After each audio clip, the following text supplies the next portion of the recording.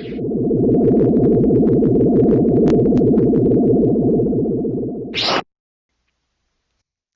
guys, welcome back to the channel, and I'm back today with another video.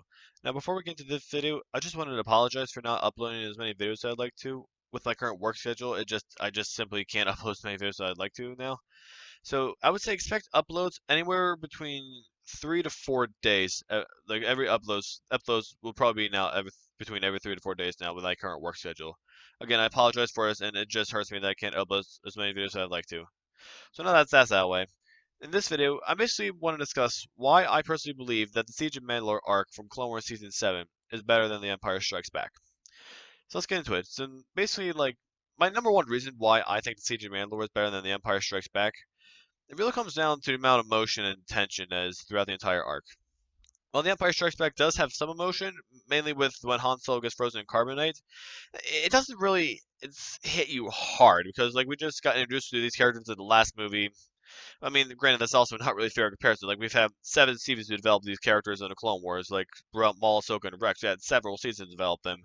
Well, we just got introduced to like Han and Leia and The New Hope, and then The Empire Strikes Back came out. So, as mentioned, it is not really fair comparison, but it is a comparison nonetheless. That the emotion in Empire Strikes Back just doesn't hit you as hard, as it does within Siege of Mandalore.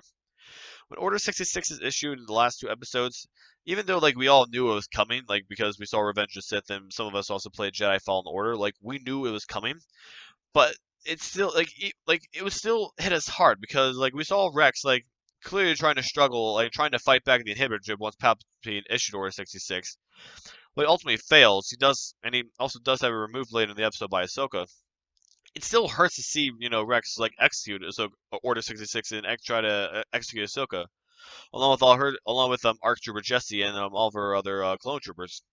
That's also another point is that in the first episode, Old Friends Not Forgotten, like when Ahsoka gets reunited with Rex and all the other clones, like with the exception of Rex, all the other clone troopers painted their helmets with Ahsoka's colors to mimic her, and like as a sign of respect because they missed her, and once they found out she was back, like it was a sign of respect. Now, when Order 66 was issued, like those same clone troopers that honored Ahsoka by painting their faces are also trying to kill her at the same time.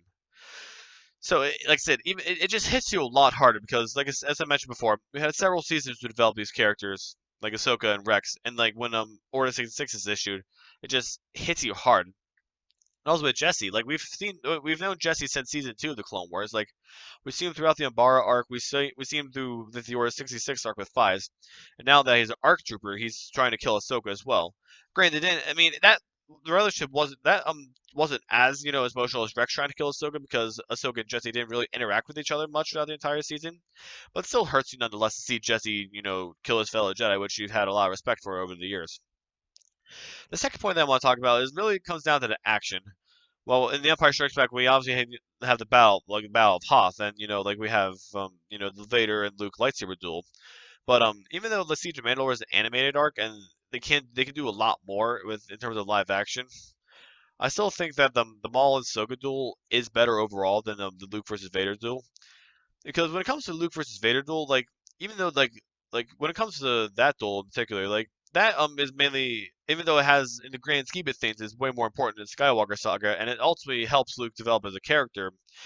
But the build up and dialogue in the Empire Strikes Back duel with Luke and Vader before the fight, it's just not really there. Like when Luke comes in a carbonite freezing chamber, like Vader's pretty much already there, and they pretty much like duel immediately. Like like they just pause for a minute before they start dueling, but there's not really any tension there before they start.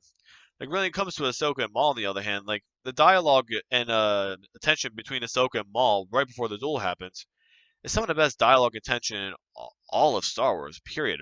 The voice acting from Sam Witwer and Ashley Eckstein is top notch, and it's just phenomenal.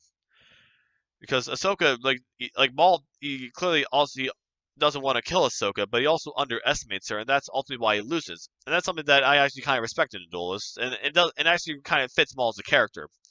I know, now I know a lot of fans are kind of disappointed that Maul lost, but like I said before, it makes sense in his character. He underestimated Obi-Wan in The Phantom Menace before he got cut in half, and he also underestimated Obi-Wan again in Star Wars Rebels, in the Star Wars Rebels episode when he ultimately lost because Obi-Wan did the same move as Qui-Gon before, like same stance as Qui-Gon. So it isn't Maul's character to underestimate people, and like I said, he clearly underestimated Ahsoka because she was a foreign Padawan, and she wasn't like a Jedi Master or anything like that. So even though she only beat him at the end, it's like I said, it's still in Maul's character to do so. And the duel itself is also phenomenal. It's definitely the best in all of the Clone Wars, and it's some of the best choreography and lightsaber choreography in all of Star Wars. And what makes it even better is that Ray Park himself, he was the actor that plays Darth Maul in The Phantom Menace and even came in for Solo. He was the one that provided the motion capture for that fight. And that was also the first and only Clone Wars fight to have Clone Wars lightsaber duel to have any sort of motion capture to it. And that just elevates it to a whole new level because we have both Darth Maul actors at the same time. We have Sam Witwer who does the voice, and we also have Ray Park who does the body. And I don't remember who the stunt woman was for Ahsoka during that fight, but she was also phenomenal as well. Like I said, the main reason, but like I said, to wrap this segment up, the reason why I like the Ahsoka versus Maul over the Luke versus Vader duel is that the tension and build-up is some of the best in all of Star Wars, and that's also what makes some of the lightsaber duels phenomenal. Like in the Return of the Jedi, like the tension and build-up and dialogue with Luke, Emperor, and Vader is some of the best in all of Star Wars. Like we also have Anakin versus Obi-Wan or Revenge of the Sith, and now we have Maul versus Ahsoka.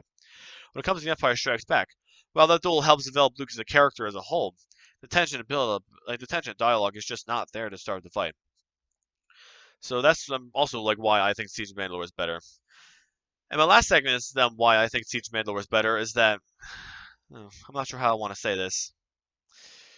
The last segment is that the Siege of Mandalore feels like the end of an era, like for the Clone Wars. Like The Empire Strikes Back was the second movie in a trilogy, and it was the second Star Wars movie ever made.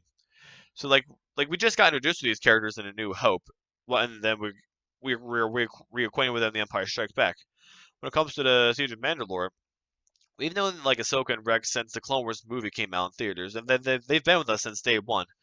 Granted, Maul came back in the end of season 4. His presence throughout the very few episodes he's in is just phenomenal. Like Darth Maul is one of the very few characters that was resurrected from the dead that really, really works in their favor. And also, like when it comes to date now, I can't mention the Siege of Mandalore without giving credit to Dave Filoni and all the other Clone Wars animators and writers. They did a phenomenal, phenomenal job of this arc. Dave Filoni also worked directly on the George Lucas for Clone Wars seasons 1 through 5, maybe even 6 as well. And it just shows like that Disney can do good things with Star Wars. Granted, they haven't been that successful with the movies exactly. When it comes to like the TV shows like The Mandalorian and the Clone Wars season 7, they can do really, really good stuff. And that also includes Jedi Fallen Order as well. They can do good stuff with video games. Like Disney, it just proves that Disney can do good stuff with Star Wars and that we don't always have to rely on George Lucas to come in. Disney just needs to ease all the restrictions and give the directors creative freedom when it comes to these decisions.